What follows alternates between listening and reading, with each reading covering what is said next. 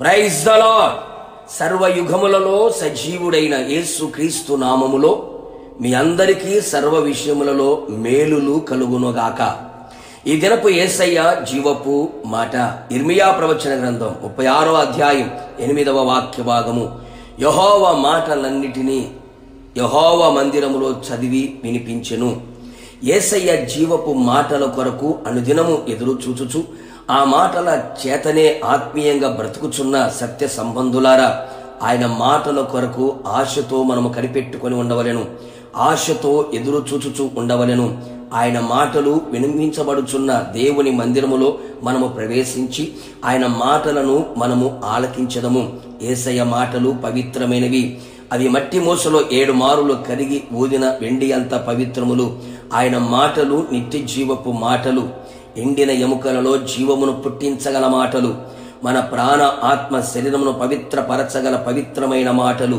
ఎండిపోయిన జీవితాలలో, నిరాశ వలయములో ఉన్న బ్రతుకులలో, నాశనమైన జీవితాలలో యేసయ్య మాటలు జీవమును పుట్టించి ఆశలు చిగురింపచేసి బ్రతుకులో ఆశను పుట్టించగలిగిన మాటలు. మన తప్పిదములను, మన పొరపాటులను మనకు తెలియపరిచి మనలను సరైన మార్గంలో నడిపించుచు మనకు పవిత్రమైన జీవితమును ఇవ్వగల మాటలు. ఈ లోక మాలిన్యం మనకు అంటకుండా ఎలా ఆత్మీయ జీవితములో బ్రతకాలో, నడిపించబడాలో ఆయన బోధించి మన మార్గముల విషయమై మనల్ని నడిపించే మాటలు. మనం ఆశీర్వాదకరముగా జీవించున్నట్లు, అనేకులకు దీవెనకరముగా మారునట్లు మన స్థితిగతులను మార్చివేసే మాటలు. ఈ లోకము శాశ్వతము కాదు అని, మనకు శాశ్వతమైన రాజ్యము పరమున ఉందని, ఆయన రాకడ కొరకు మనల్ని సిద్ధపరిచే మాటలు. మనం ఎవరిమో, మనం ఏమై ఉన్నామో, మనం ఎవరి కొరకు బ్రతకాలో తెలియపరిచే మాటలు. మన ఆత్మ ప్రాణ శరీరమునకు అవసరమైన, ప్రయోజనకరమైన, విలువైన, అమూల్యమైన మాటలు దేవుని మందిరములో వినిపించబడును. దేవుని ప్రతినిధి, సంఘ కాపరి నోట ఆయన మాటలు ఉంచి వాటన్నిటిని మనకు తెలియచేయును.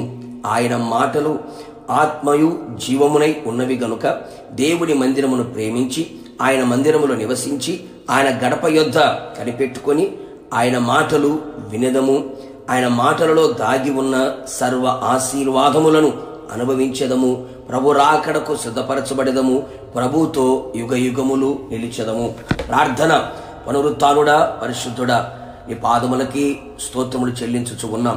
మీరెంతైనా నమ్మదగిన దేవుడవు, మంచి దేవుడు. మరొక్కసారి మీ పాద సన్నిధిలో ప్రభువా నివసించే భాగ్యాన్ని మీరు మాకు అనుగ్రహించారు. అందును బట్టి స్తోత్రం.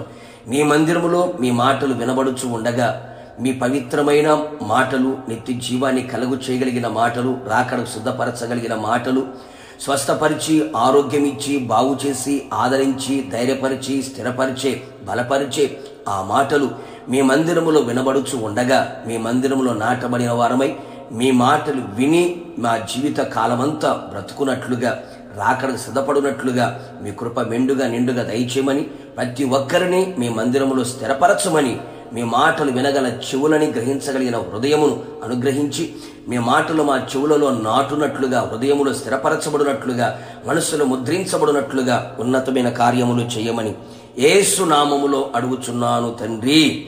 ఆమేన్. మీరును మీ కుటుంబ సభ్యులందరూ యెహోవా మందిరములో ఆయన మాటలు వినెదరుగాక, రాకడకు సిద్ధపరచబడుదురుగాక. God bless you.